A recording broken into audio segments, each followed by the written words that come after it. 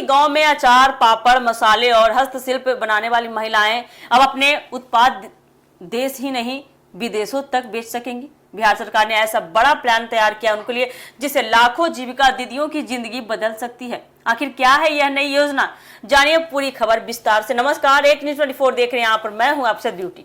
बिहार सरकार ग्रामीण महिलाओं को आर्थिक रूप से आत्मनिर्भर बनाने की दिशा में एक बड़ा कदम उठाने जा रही है।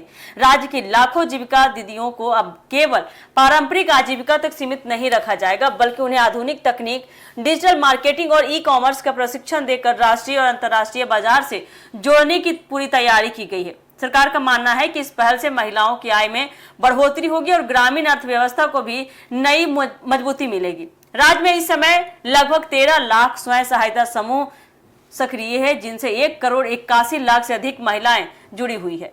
ये महिलाएं लंबे समय से सिलाई, कढ़ाई, हस्तशिल्प, खाद्य प्रसंस्करण, मसाले, अचार, पापड़, अगरबत्ती, डेयरी, बकरी पालन, मछली पालन, पशुपालन, नर्सरी और अन्य कुटीर उद्योगों से जुड़े कार्य कर रही है। हालांकि बाजार तक सीमित पहुंच और आधुनिक मार्केटिंग की जानकारी के अभाव में उनके उत्पादों को वह पहचान नहीं मिल पाती थी जिसकी वे हकदार थी।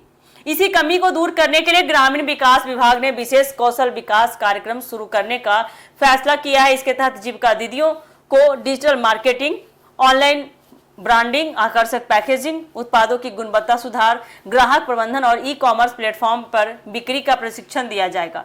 इससे महिलाएं अपने उत्पादों को ऑनलाइन बेच सकेंगी और बड़े बाजार तक उनकी पहुंच आसान होगी। सरकार ने इसके लिए विभिन्न ई कॉमर्स और ऑनलाइन बिक्री से जुड़ी कंपनियों के विशेषज्ञों को भी प्रशिक्षण कार्यक्रम में शामिल किया है।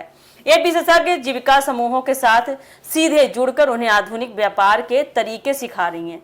उद्देश्य यह है कि गांव में तैयार होने वाले उत्पाद केवल स्थानीय बाजार तक सीमित न रहे, आगे भी जाए, विदेशों में भी जाए, बल्कि देश विदेश के ग्राहकों तक भी आसानी से पहुंच सके। योजना का एक और महत्वपूर्ण हिस्सा डेयरी क्षेत्र से जुड़ा है।